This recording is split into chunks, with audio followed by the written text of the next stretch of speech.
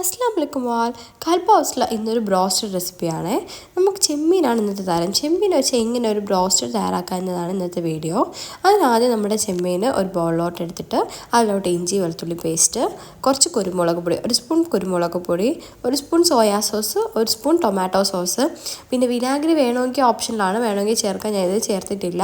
അതോടെ ചേർത്ത് ആവശ്യത്തിന് ഉപ്പൂടെ ചേർത്ത് നന്നായിട്ടൊന്ന് മാഗ്നേറ്റ് ചെയ്ത് വെക്കാം. ഇതാണ് നമ്മുടെ മാഗ്നേഷൻ. ഇങ്ങനെ മാഗ്നേറ്റ് ചെയ്ത് ഒരു ഹാഫ് ആൻ അവർ ഒന്ന് മാറ്റി വയ്ക്കാം.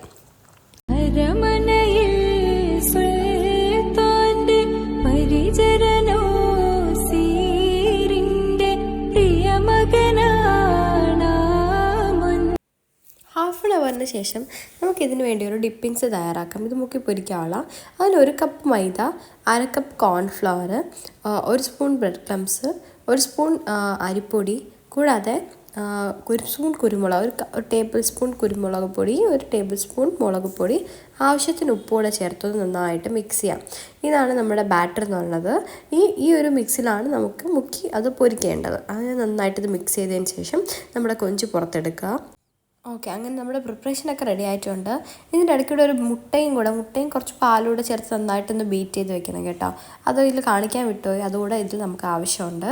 ഇനി ഓരോരോ കൊഞ്ചായിട്ട് നമുക്ക് ആദ്യം ഈ ഒരു ഡിപ്പിങ്സിൽ മുക്കി നന്നായിട്ട് കോട്ട് ചെയ്തെടുത്തതിന് ശേഷം നേരെ ഈ എഗ്ഗിലോട്ട്, എഗ്ഗ് ബീറ്റ് ചെയ്ത് വെച്ചിരിക്കുന്നില്ലേ അതിലോട്ട് ഇട്ട് കൊടുക്കുക. എന്നിട്ട് വീണ്ടും അതിനെടുത്ത് വീണ്ടും ആ ഒരു ഡിപ്പിങ്സിലിട്ട് കൊടുക്കുക. 2 പ്രാവശ്യം ചെയ്യണം, അപ്പോഴേ ആ ഒരു ലെയർ നന്നായിട്ട് കംപ്ലീറ്റ് ആയിട്ട് കിട്ടത്തുള്ളൂ. വീണ്ടും ഒന്നും കൂടെ തിരിച്ച് നമുക്ക് ഈ മുട്ടയിലോട്ട് മുക്കി വീണ്ടും അതിനെടുത്തിട്ട് ഇതിലോട്ട് മാറ്റി വയ്ക്കാം. ഇതുപോലെ എല്ലാം നമുക്ക് ചെയ്യാം കേട്ടോ. എല്ലാം ചെയ്തതിന് ശേഷം നമുക്ക് എണ്ണ ചൂടാക്കി ഇതിനെ ഫ്രൈ ചെയ്തെടുക്കാം.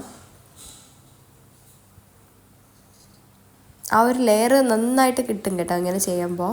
ഇനി നല്ല ചൂടായ എണ്ണയിലോട്ട് ഇതിനെ ഇട്ടതിന് ശേഷം തീ നന്നായിട്ട് കുറച്ച് വയ്ക്കുക. കാരണം നമ്മുടെ ചെമ്മീൻ നന്നായിട്ട് വേവണം. അതുകൊണ്ട് നന്നായിട്ട് തീ കുറച്ച് വെച്ച് കുറച്ച് നേരം നന്നായിട്ട് വെന്തതിന് ശേഷം തിരിച്ച് മറിച്ചിട്ട് കൊടുക്കുക.